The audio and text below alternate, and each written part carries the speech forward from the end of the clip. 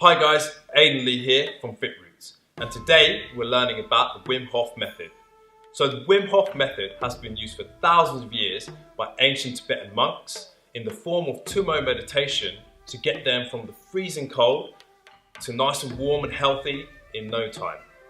Recently, it's been popularized by a Dutch guy named Wim Hof, and he's used this to break crazy world records such as climbing Mount Kilimanjaro in just a pair of shorts, injecting an endotoxin into him and alleviating the pain purely through the breathing method alone, the longest ice bath, and also going through a desert marathon without drinking any water, amongst plenty of other records.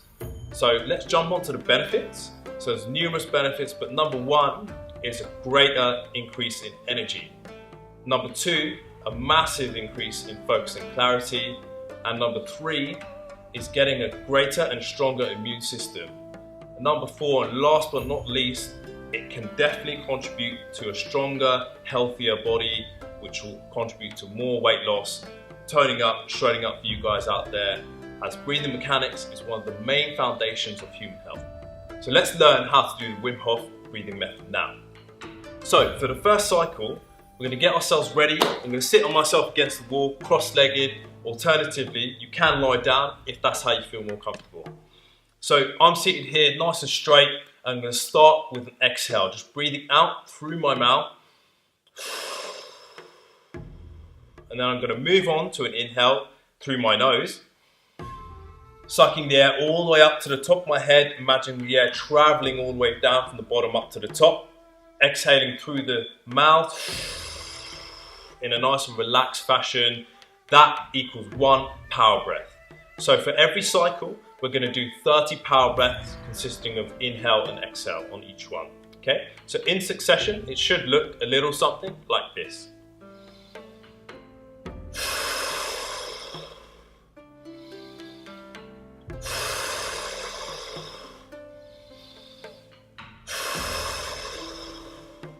So that's what it should look like, guys. On the last power breath, on the 30th exhale, I want you to breathe out completely and hold. I would say it's like holding your breath, but you haven't actually got any oxygen in your lungs. So with that in mind, I want you to time. I use my phone, you can use a stopwatch or whatever you like. Let's just say you go for 30 seconds on your first round. I want you to keep a mental note of that because that's going to be useful later on. So once you've done the 30 seconds or whatever you hold your breath for, you're going to have to inhale. And I want you to suck that air up all the way through your nose, all the way up into your head. So it should look like this. And then hold for 15 seconds. And then you can exhale. And that would equal one full cycle. At this point, you might feel a little lightheaded or queasy. So just bear in mind to give yourself a minute or two break before you start commencing on the other cycle. So that brings us to the end of cycle number one. After you've had your minute or two break and now you feel comfortable and ready to go into cycle number two, start with your 30 power breaths, and then on 30th power breath on the exhale, make sure that you're ready to start that timer again. Now here's where it comes into play. Let's just say last time on cycle number one, you only got 30 seconds. This time we're going to try and beat it a little bit. 32, 35 seconds, whatever it might be.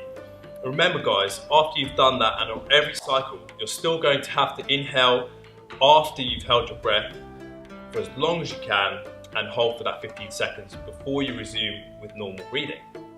That brings us on to cycle number three. I know it's really hard at this point, but I want you guys to push through.